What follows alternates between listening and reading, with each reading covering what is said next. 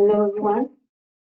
Thank you for joining our webinar, Unlocking Potential, Overcoming Barriers in the Colombian and the Peruvian Electricity Markets. My name is Jimena Diaz. I'm Principal and AFRY Management Consulting, and together with my colleagues Álvaro Pérez and Sara González, country experts for Peru and Colombia respectively, we are going to present this webinar.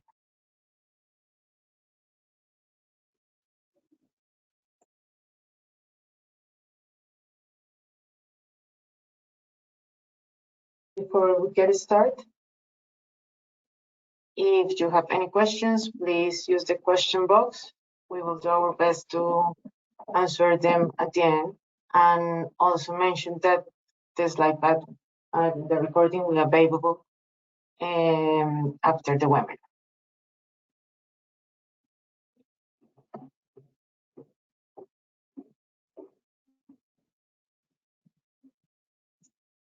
Okay, let's start. First of all, for those who do not know AFRY, we are a Swedish-Finnish group with global coverage.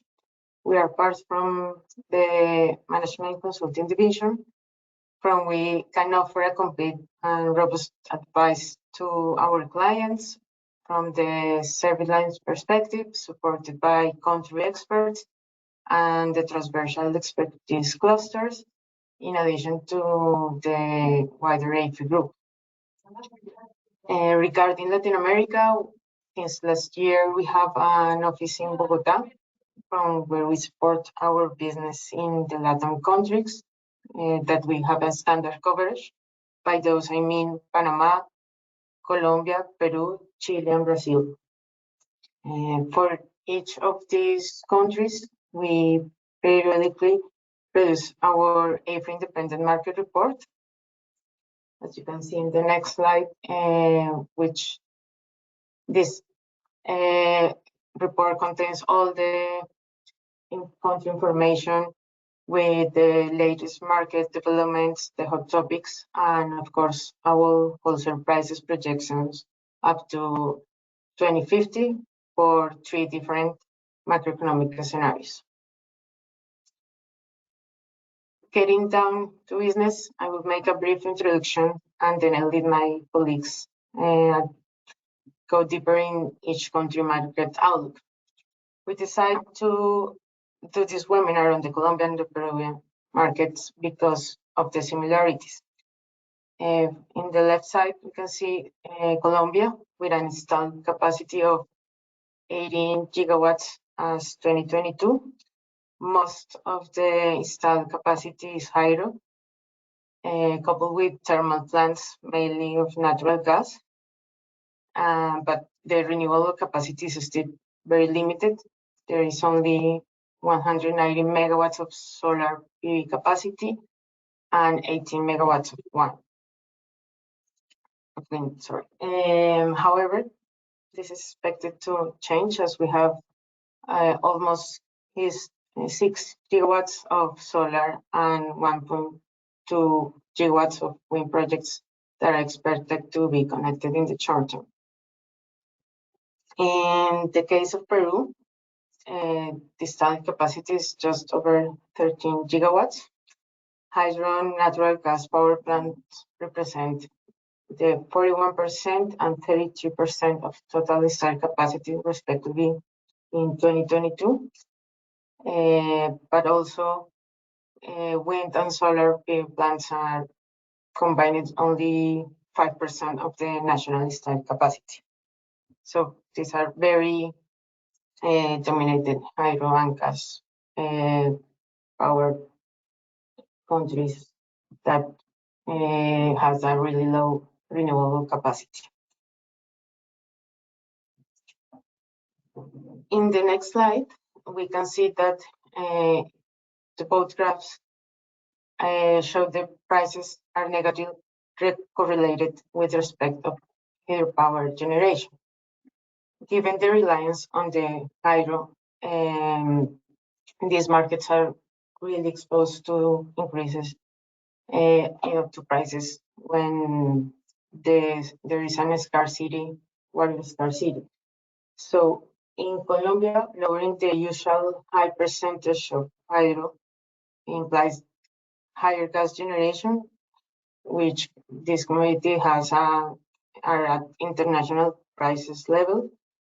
And in Peru, the lower hydro implies the introduction of oil-fired power plants that also has higher costs.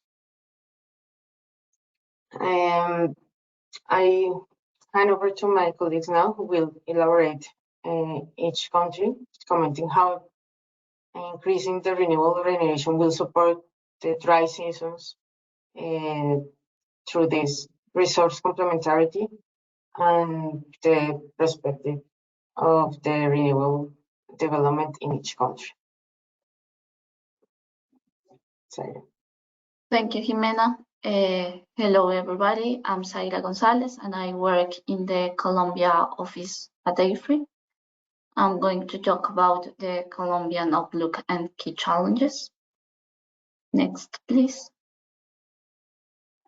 As Jimena mentioned earlier, we are highly dependent on hydrology to generate electricity.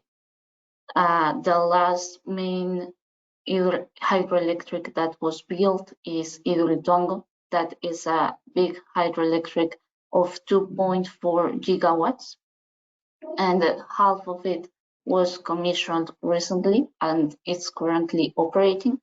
The second half is still uncertain, the operation date, but based on the announcements that the developer has made in our modeling of the Colombian energy system, we expect that the second half will be commissioned by 2028. And after this large hydro enters in operation completely, we don't expect another large hydro in the system because of the social opposition and because of the environmental impacts that we have seen. In contrast, the new expansion of the generation, we expect that is going to be mainly solar, but also with onshore wind, since we have a good resource of both. And in the future, also we see new thermal plants entering into the system to provide security of supply and to provide firm energy, as is required by the regulation that we will talk about it later.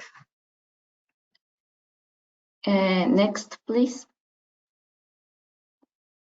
So, as a result of this change in our energy matrix, we are going to see the corresponding impacts in the wholesale price. Right now, we have, as Jimena said, and the graph that you saw earlier, we have a high volatility in the spot price related to the weather patterns that we may have. In dry season, we have higher prices, and in humid season, we have very low prices. The gap between those two climate patterns is really big. You see here in the graph around $60 per megawatt hour. That is a considerable amount. But as new technologies like renewables enter into the system, we expect that gap to be lower in the long term because of the complementarity of resources.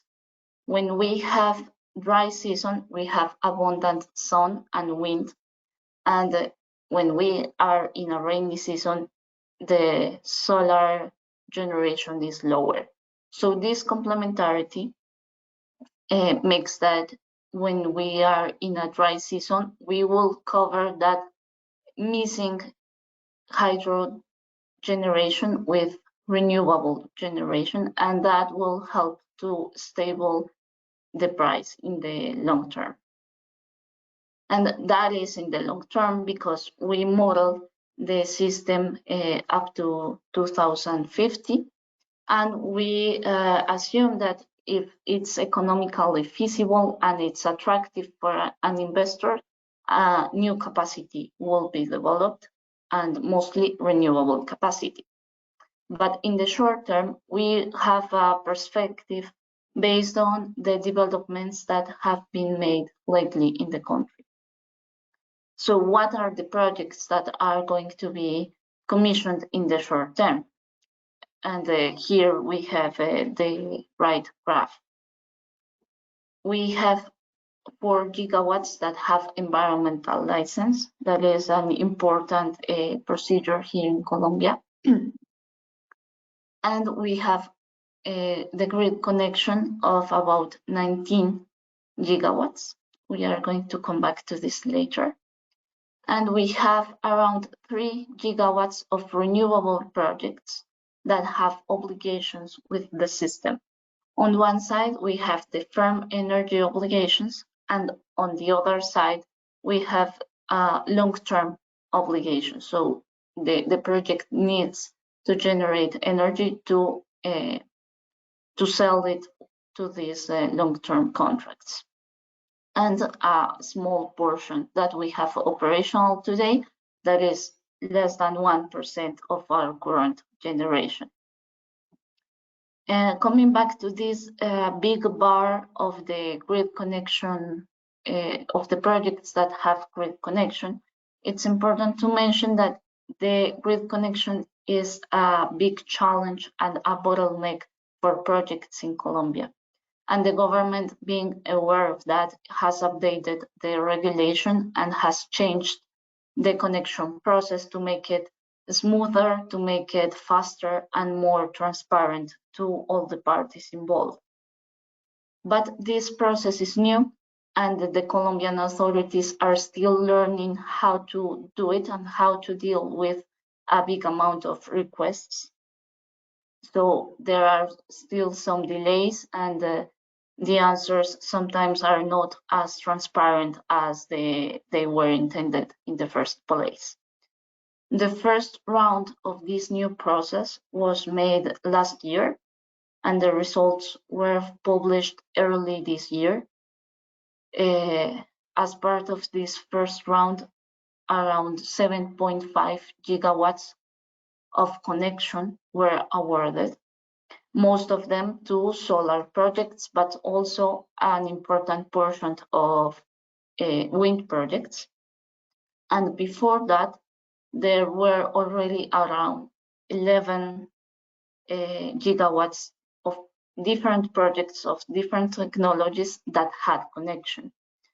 Among those technologies are, for example, hydro run-of-river, because we don't see big reservoir hydro entering into the system, but a small run-of-river, there are various of those, and also some thermal plants.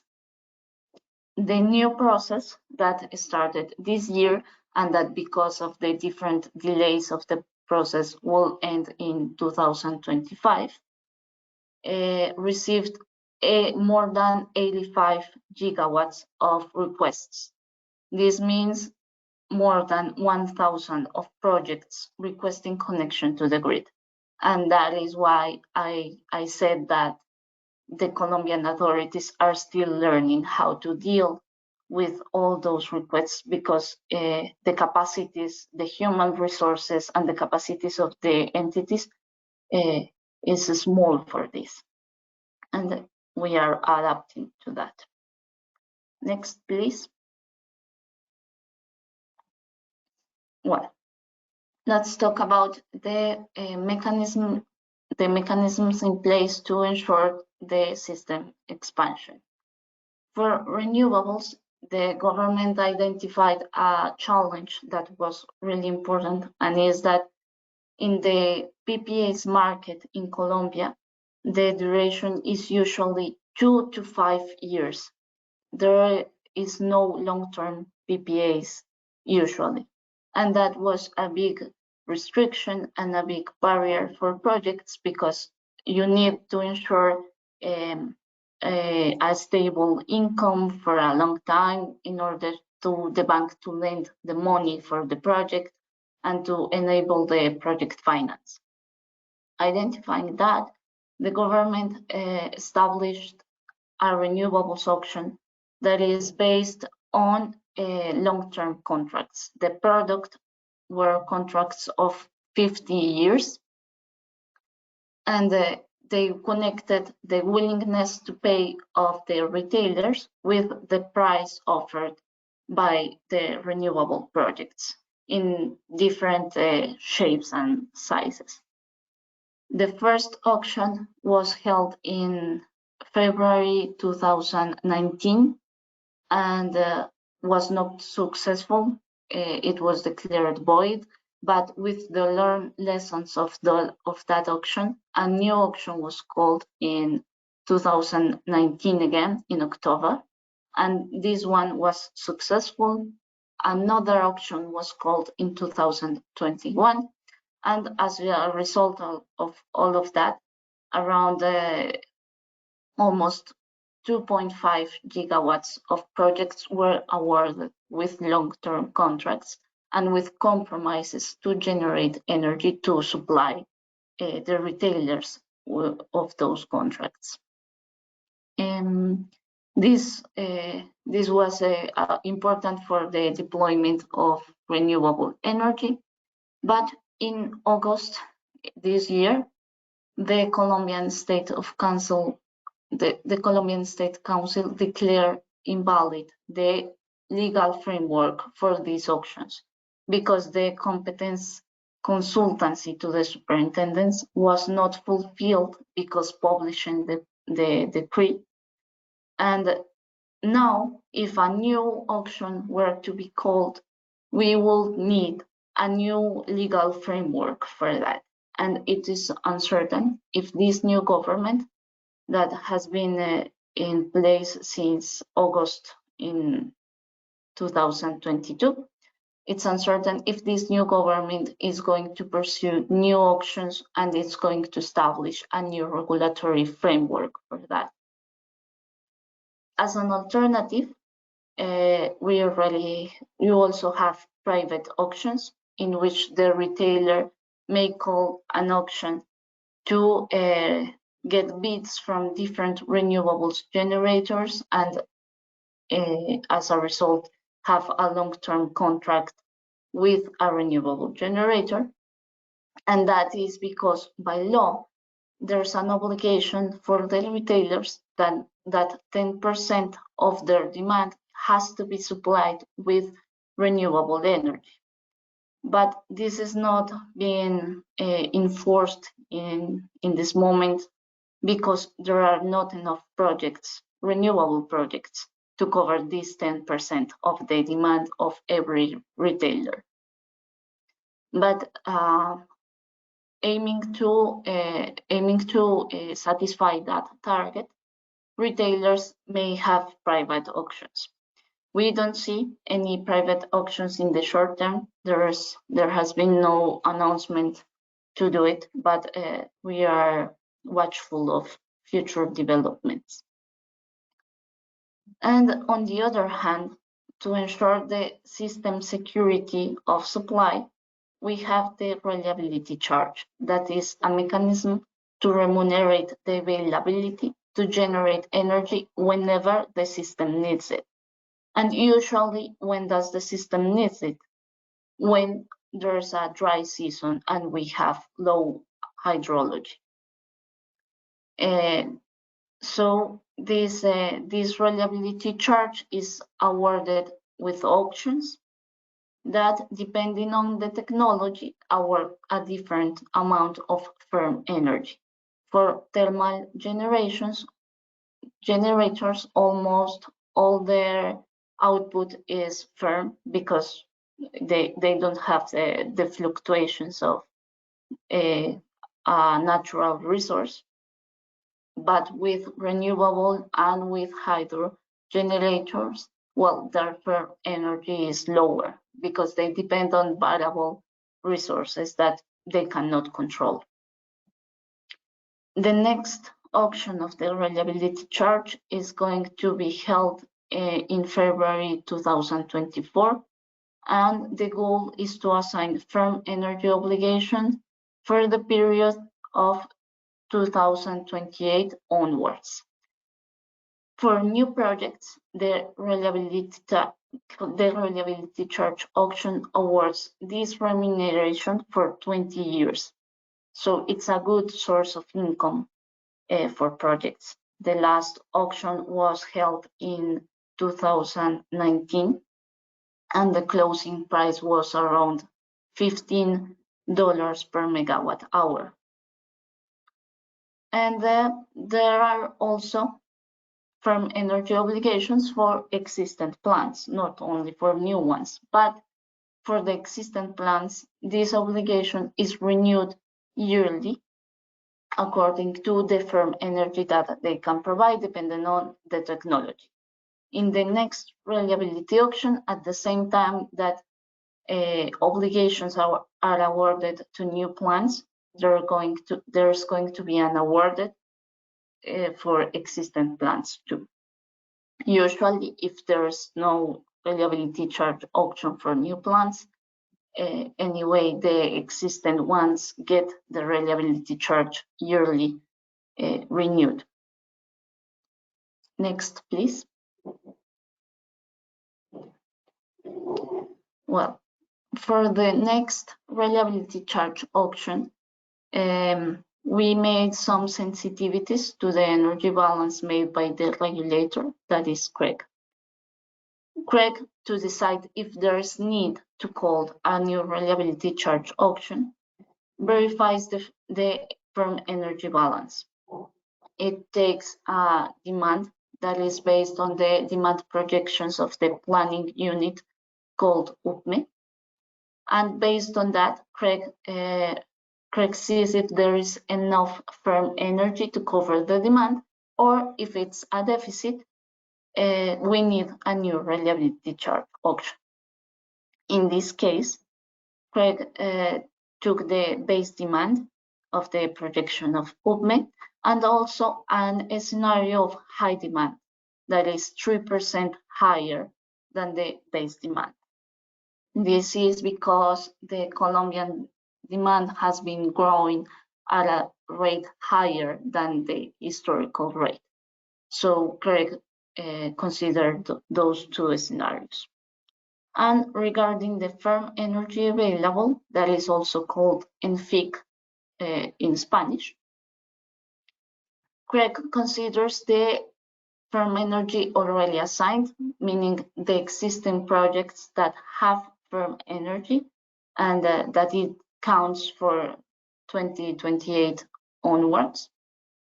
It accounts also for the firm energy of thermal plants that their initial obligation, that 20-year period, is going to end soon, but then they become an existing plant and their obligation is going to be renewed yearly. So that firm energy also counts in the balance. We also have the second half of Hidroituango, that was the big hydroelectric that I talked about in the beginning. CREG does not consider this energy because of the uncertainty of the construction of that second half.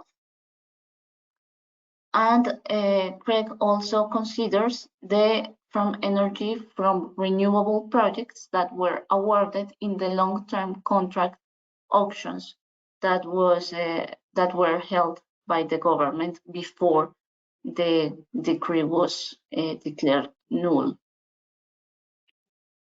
Based on that, we have on the right graph the balance. We have the CREG base case balance and the high demand balance. And we see that in both scenarios, even when with the lower value of the demand, there's a deficit of firm energy obligations by 2028. And that is why CREG called this new auction. But we made some sensitivities that we called sensitivity A and B. We at AFRY have our own demand projections for the Colombian system, and in the central scenario, we are in the middle of the base case and the high demand of UPME with 90 terawatt a year. But for these sensitivities, we used the high demand of UPME to see what could happen. And on the sensitivity A, we take the firm energy that new renewable projects that already have assigned a connection could provide. And on the sensitivity B, we have included the firm energy of Hidroituango project.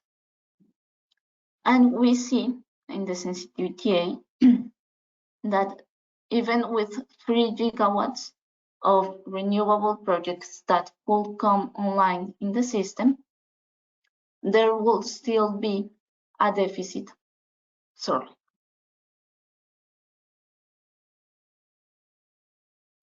apologies. With those 3 gigawatts, there could still be a deficit because those 3 gigawatts can have a firm energy of about 3.5 terawatt hour per year, but the deficit is 4 terawatts hour per year. So there could be a missing gap there. And on the other hand, in the sensitivity B, we have included Hidroituango second phase and FIC. With this, we see that it will be enough with only the second half of Hidroituango to cover the deficit of firm energy, depending on which is the target demand. The target demand is defined by CREG and is not revealed until after the auction. So depending on the demand scenario and the projects that are going to participate, we could still have a deficit. And that could mean that the closing price of the auction could be higher than the last auction that we have. Next, please. Now, to finish this part, a quick view on the main challenges for renewables in Colombia. First, we have the legal and regulatory stability. As I talked to you earlier, the renewable auctions need a new legal framework, and that the previous one was annulled is not a good sign for investors, and it's a sign of instability. And also, this new government has made efforts to reduce the end users' tariff of electricity. But to do so, there's been controversial proposals. For example, a proposal to intervene the generators bid in the spot market that is not in place, but there has been proposals about it, and that is it's a sign of an instability. On the other hand, we have the social permitting. This is important because in some regions in Colombia, we have indigenous communities, and it's important to involve them in the planning and development of renewable projects that are going to be near those communities. Sometimes the negotiations are time-consuming and are difficult.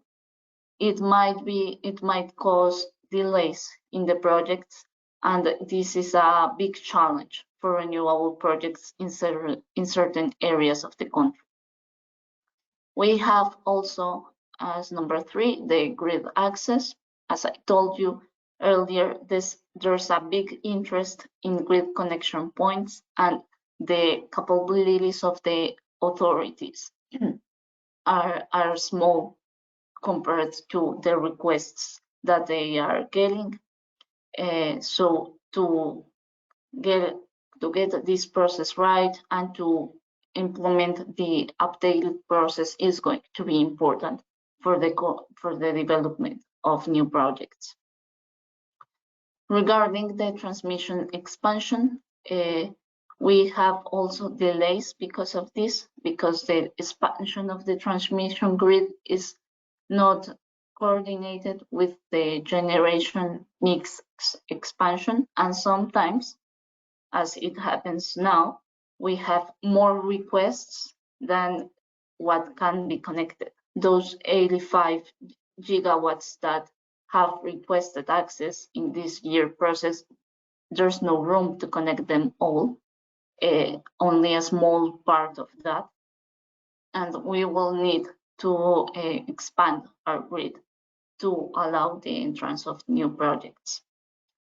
And finally, the financing, because since the renewables auctions were suspended and there is uncertainty about what is the future of those auctions, right now we are missing a mechanism to award long-term contracts because the market of PPAs does not have long-term contracts here in Colombia. And that is going to be an issue for the financing of new projects. And this is the main overview of this. And now the floor is yours, Álvaro. Thank you.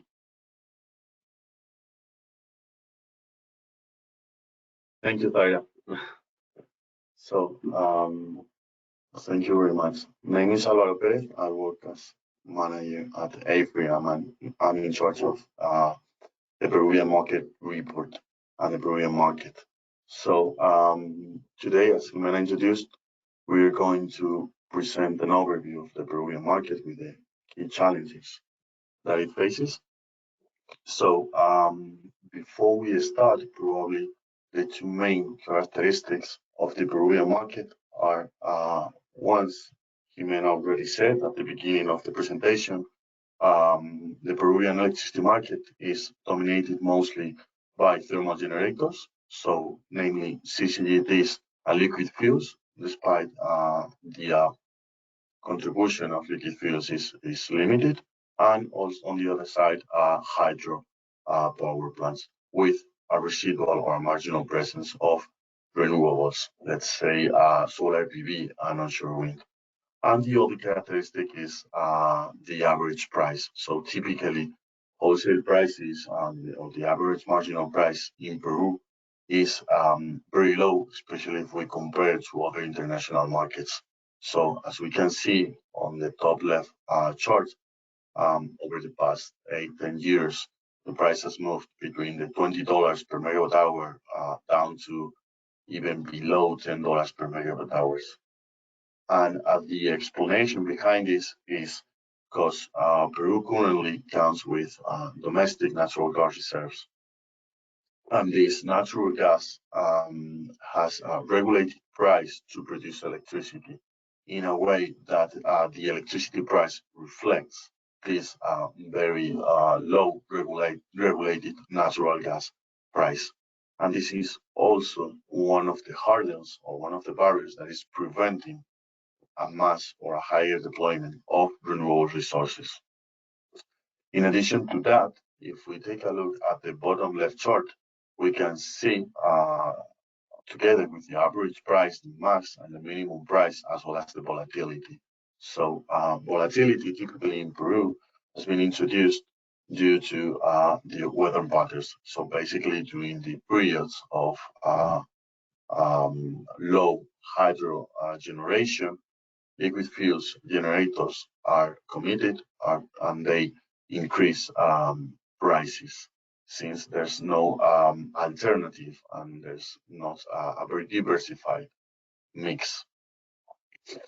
In addition to that, the other key barrier for renewables is the current contracting mechanism. So currently, according to law number 28/832, generators and distribution will contract electricity on a bilateral basis, and these bilateral contracts should take into account, should consider both energy delivered but also firm capacity. And the firm capacity recognized to renewables, so solar PV and onshore wind, is very limited. So they currently in practice, they cannot, or they face several difficulties to sign bilateral contracts and then to be bankable and obtain financing. So in order to change this and to promote the development of these unconventional renewables, let's say there's currently a law proposal 4564 2022 that introduced some amendments to this law, which dates back from the year 2006.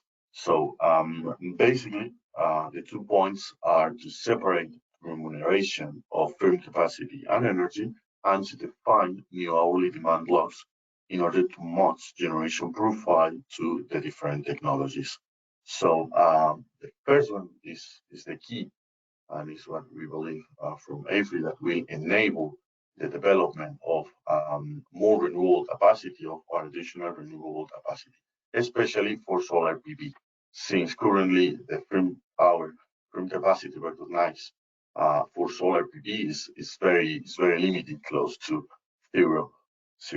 So with this amendment, basically, renewable generators will be allowed to sell electricity on a bilateral basis and won't be asked to provide firm capacity, since distribution companies will be able to sign firm capacity with thermal generators. So here at AFRY, we wanted to analyze how this potential change in the law will affect the electricity system in Peru and how it will affect also electricity prices, wholesale prices. So we carry out an analysis of sensitivity to our central standard scenario, where we assume that this law proposal, this amendment, is finally entered into force, and how it boost, especially the development of solar PV. So as I say, this change in the law will potentially benefit, especially solar PV. So we wanted to analyze how this potential change in the law will increase solar PV capacity in the short to medium term. So we carry out the analysis up to 2035, and we compared to our AFRY standard. So basically, we plot on the chart on the right the future projects publicly announced, which accounts for up to 12 gigawatts, 12,000 megawatts. Then we see the existing capacity, which, as we can see, is very limited to solar PV, and the blue line represents our central scenario, which, as we can see in the charts, we expect very little capacity to enter into the system with the current mechanism. And then we plot in green the potential additional solar PV capacity that will enter the system if this new amendment to the law will finally occur. So in order to do that, in order to calculate this number, what we did is we analyzed the rate of return of previous capacity under our AFRY central scenario, and we analyze the future rate of return if solar PV is allowed to assign bilateral contracts, let's say PPAs. So they will have greater visibility over their revenues, and obviously they will have access to more financing sources than what they currently have. In order to do that, we did a benchmark with other nearby markets, such as Colombia and Chile, and we analyzed how the solar profile matches the demand in order to see how they can contribute to the demand, how the generation can contribute to electricity demand, how electricity demand will be willing to sign this bilateral contract with solar PV producers. So finally, we run our model and we see how electricity prices are affected. So if we take a look at the chart on the right, what we can see in bars is the number of hours where the price is below $20 per megawatt hour, and the points in the squares are the projections of wholesale prices. So before entering into the results, one important comment about our price projections is that at AFRY, we assume that at some point in the midterm, so probably post 2030s, the natural gas price that is applied to electricity will or should transition to international indexes. So will increase this natural gas price and will increase, therefore, the electricity prices. And that is what we can see in the points that from 2030 onwards, especially in 2035, we can see that electricity prices grow from the 20s, $25 per megawatt hour up to the $40s per megawatt hour. This will be an additional boost for renewables, but this will carry out, let's say, a transition period for the Peruvian market where renewables are suddenly competitive against thermal technologies, and the deployment of these renewables and the return of these renewables suddenly becomes attractive, economically speaking. What we see from our analysis is that this amendment in the law will bring additional solar PV capacity earlier than expected. This will smooth this transition, since, as we can see in the chart, the number of hours with the price below $20 per megawatt hour, let's say very low prices, does not drop from 2030 onwards to zero, as in our central scenario, but it stays at 300 hours per year in 2030 and 1,300 in 2035, so in line with the historical values. But also it helps to the average wholesale price, since this additional solar PV capacity will smooth the increase caused by the liberalization or the transition, let's say, of natural gas prices into the electricity system.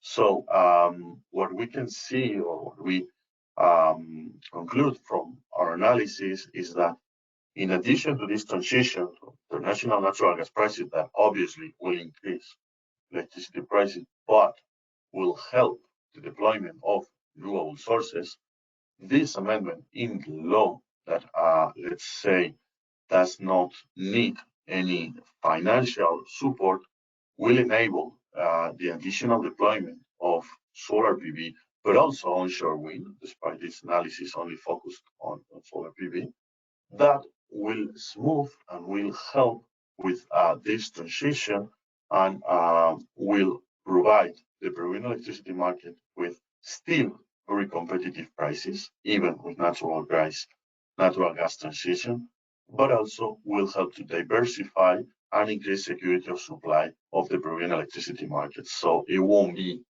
that exposed to weather conditions, especially to dry periods. So this is more or less what we wanted to say about the Peruvian electricity market. So Jimena, back to you.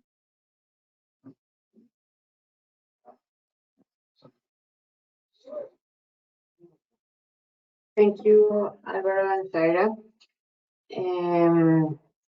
We just have a couple of questions in the question chart. The first one said, does Colombia and Peru count with an open market for energy, or is it still a monopoly?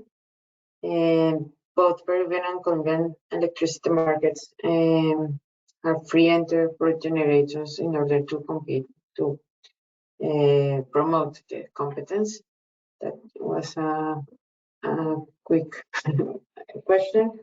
And the other one is, what type of support is the government offering to promote private investment for renewable resources, and at what scale?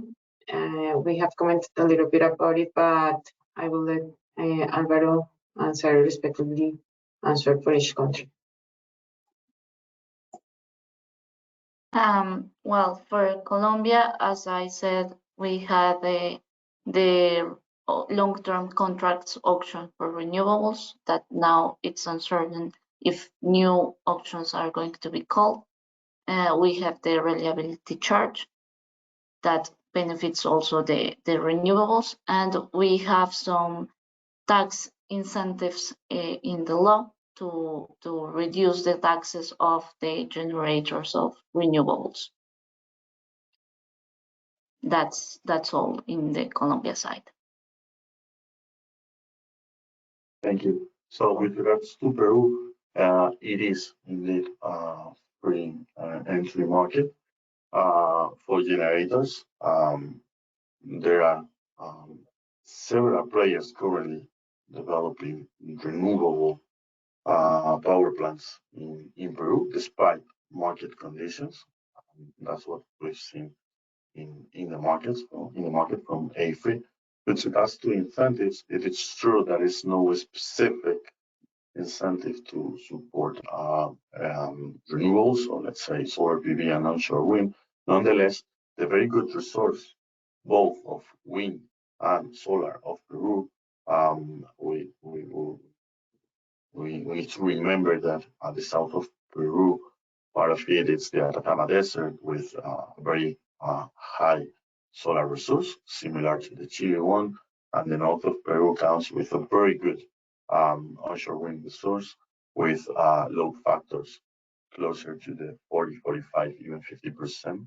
So that makes that renewable sources in Peru are very competitive, and that currently there are developers to developing renewable power plants in Peru.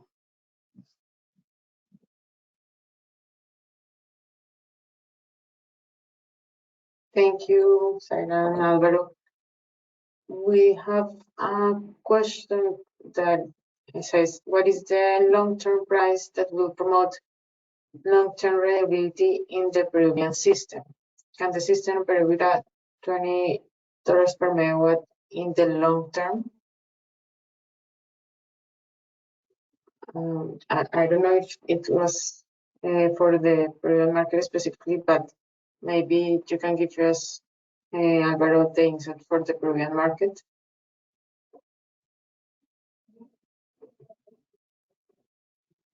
And Zaira for Colombia, in case it was talking about the Colombian market. Please, Zaira. Okay.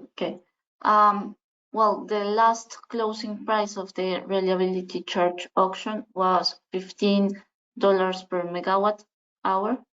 We think that this new auction closing price could be similar to that, depending on if there is enough firm energy to cover the deficit. If there's not, it could be higher. But yeah, we think it will be around that order.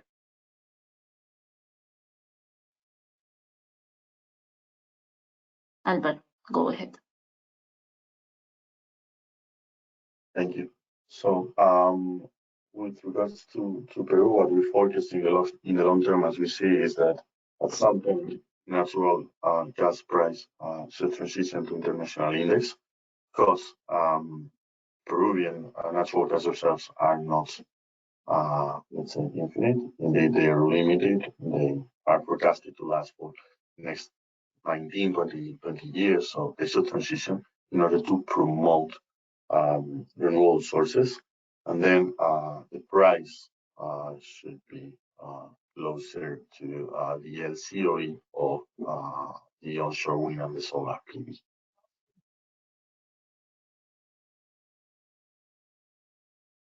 Thank you, Alvaro. We have another question that says, is the plan interconnection with Panama an ongoing issue in Colombia, and how does AFRY take the hydrogen strategy into account in the scenarios? Well, the interconnection with Panama is an issue that has been taken several years ago, but with the new government, they have also retaken this subject and trying to move forward because they want also an interconnection with the region. But we will have to wait if this time is successful. Regarding the hydrogen strategy, I will let Sarah explain a little bit or very brief how we take it in account in our scenarios. Yes, we have 3 scenarios that we model at AFRY of different markets. And for Colombia, in the 3 scenarios that are low, central, and high, we include in each forecast of demand of electrolysis, depending on the macroeconomics of each scenario and depending on our internal models of demand. So this is taken into account in the total demand of the system that we need to supply in our modeling. I think that if you're interested in the topic, we could talk about it specifically for hydrogen in an email or something like that. But we include it. Thank you, Sarah. Yes, at the end of the presentation, we have our contacts. Feel free to reach us by email if any further questions arise. And that being said, thank you for joining us.